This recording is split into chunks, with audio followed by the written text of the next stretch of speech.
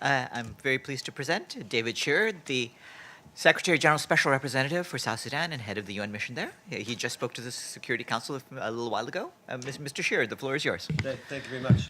I think what I did say was on the peace process that there's, over the last few days, particularly with what's happened with regard to the high-level meeting on South Sudan and the African Union meeting on South Sudan, that there is a renewed enthusiasm and solidarity for the peace process.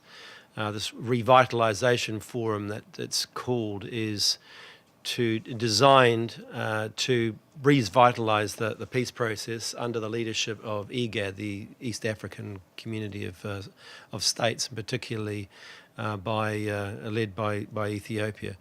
The question now is, while everybody's behind the process and moving forward, there's a need to move urgently towards providing substance to that process, and a number of the issues about how we move forward, the timeline going forward, who is involved in the peace process, given that before the process was very bipolar between the two, Riek Machar and President Salva Kiir. Now there's a number of other actors involved in that as well.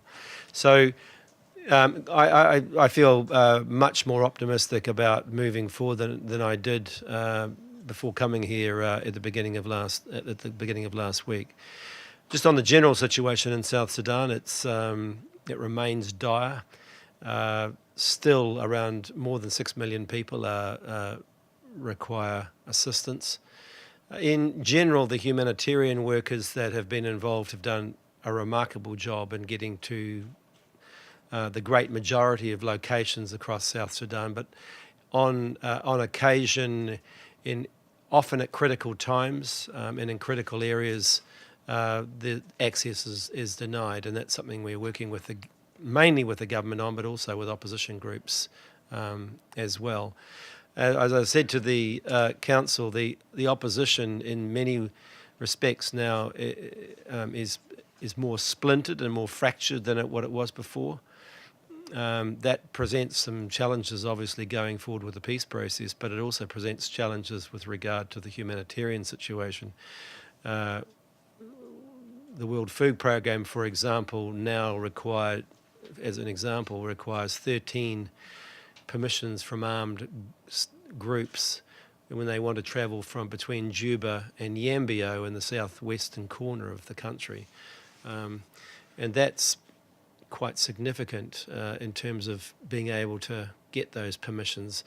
And an ICRC driver was killed exactly 2 weeks ago when he was hit by bullets from one of the factions, one of the groups along that particular road. And I suspect that what we're going to see is more of that type of situation where rebel groups are resorting to criminality in order to survive and then becoming rebels again. So that sort of shifting type of allegiance is going to be, I think, a feature of the future. Just in terms of the UN and just in conclusion, our role, the United Nations peacekeeping force there is in 17 different locations across the country. We're protecting 220,000 people inside or immediately adjacent to our bases. But in addition to that, we're pushing out, and they encourage our forces to push out more robustly, in a more nimble and proactive way than they have been in the past. And that's been bearing fruit in terms of being able to get to places before we have problems and troubles.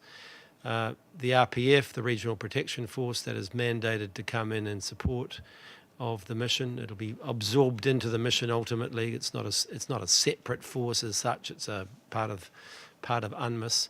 About 650 troops of that 4,000 are in now, and we're expecting in the next month or so the balance of the Rwandan troops, so that'll be another 700 or 800 troops, and the first reconnaissance company from an Ethiopian battalion that'll come in the next 2 weeks.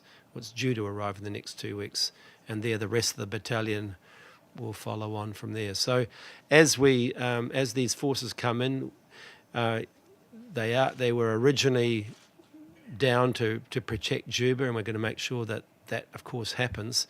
But because of the insecurity, particularly in the south, we're looking at being able to use those additional forces to be able to project more into the equatorial region of the south, where there's been a lot of violence, a lot of human rights abuses, and where more than 1 million people have fled the country into Uganda. By having a stronger presence there, we're hoping to help prevent some of those atrocities from occurring, but also provide an environment where people ultimately might feel safe enough to come back into the country and resume their lives.